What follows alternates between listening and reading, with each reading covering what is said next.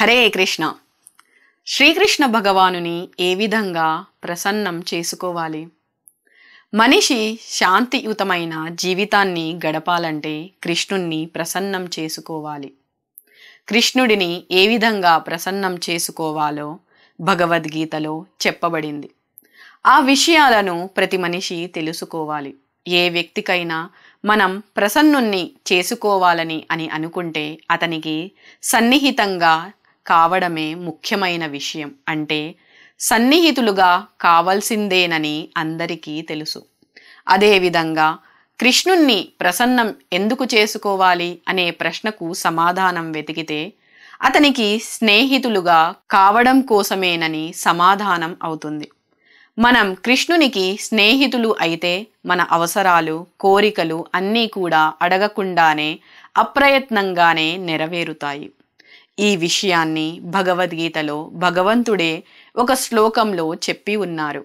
అనన్యాశ్చింతయంతో మాం ఏ జనా పర్యుపాసతే తేషాం నిత్యాభియుక్తానాం యోగక్షేమం వహామ్యహం. వారికి లేనివి సమకూరుస్తూ ఉన్నవి సంరక్షిస్తాను. నీవు నాకు పరమప్రియమైన వాడివి కనుక ఈ పరమగుహ్యమైన జ్ఞానాన్ని నీకు చెబుతున్నాను. అది నీకు లాభం చేస్తుంది అనే కృష్ణ భగవానుని మాటలు దీన్ని నిరూపిస్తాయి. కృష్ణుడిని ప్రసన్నుణ్ణి చేసుకుని అతనికి పరమ సన్నిహితునిగా అయ్యే వారి జీవితం మంగళకరం అవుతుంది. అటువంటి మహనీయులు పరమ ఆనందంగా ఉంటారు. అంతేకాకుండా అందరికీ ఆనందకారకుడు కూడా అవుతాడు. ఇక కృష్ణుణ్ణి ఏ విధంగా ప్రసన్నుణ్ణి చేసుకోవాలి అంటే కృష్ణుడిని ప్రసన్నం చేసుకోవడానికి అనేక మార్గాలు ఉన్నాయి. శ్రవణం, కీర్తనం, విష్ణు స్మరణం, పాదసేవనం, అర్చనం, వందనం, దాస్యం, సాఖ్యం, ఆత్మనివేదనం అనే 9 పనుల ద్వారా మనిషి ఆ దేవదేవుడైన కృష్ణుణ్ణి ప్రసన్నుణ్ణి చేసుకోగలుగుతాడు. కానీ నిజంగా ఎవరైనా అతనికి పరమ ప్రియమైన వారలు కావాలంటే ఏం చేయాలో కృష్ణుడే భగవద్గీతలో 18వ అధ్యాయంలో 68, 69 శ్లోకాలలో చెప్పి ఉన్నారు. యయిదం పరమం గుహ్యం మద్భక్తేషు అభిధాస్యతి భక్తిం మయి పరాం కృత్వా మామే వైష్యతి అసంశయః నచ తస్మాత్ మనుష్యేషు కశ్చిన్మే ప్రియకృత్తమః భవితా నచ మే తస్మాత్ అన్యః ప్రియతరో భువి.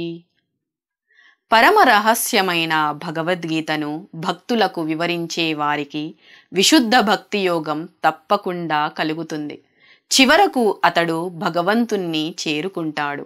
కృష్ణునికి అతని కంటే ప్రియమైన సేవకుడు మరొకడు ఈ ప్రపంచంలో ఉండడు. అతనికి మించిన ప్రియమైన వాడు ఇంకొకడు ఉండరు. కృష్ణుడు చెప్పిన ఈ మాటలే నిజానికి అతనికి ప్రియమైన వారిగా అయ్యేందుకు ఈ మార్గాన్ని చూపిస్తున్నాయి. కృష్ణ భగవానుడే జీవులందరికీ పరమపిత అయితే కేవలం మానవ జన్మలోనే మనం కృష్ణునితో ఉన్నట్టు ఈ సంబంధాన్ని అర్థం చేసుకోగలము. తప్పిపోయిన పిల్లవాడిని తనకు తెచ్చిచ్చినటువంటి వ్యక్తి మీద తండ్రికి ఎనలేని ఇష్టం ఏర్పడుతుంది. అదేవిధంగా భగవద్గీత ప్రచారం ద్వారా ఎవరైతే అందరికీ కృష్ణునితో కలుపుతూ ఉన్నారో అతడే కృష్ణునికి ప్రియమైన వారు అవుతారు.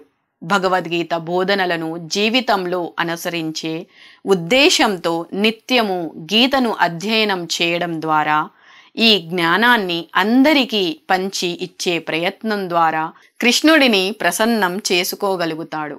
అటువంటి వ్యక్తి జీవితంలో ఎప్పుడూ విజయం పొందడం అనేది అక్షర సత్యం. హరే కృష్ణ.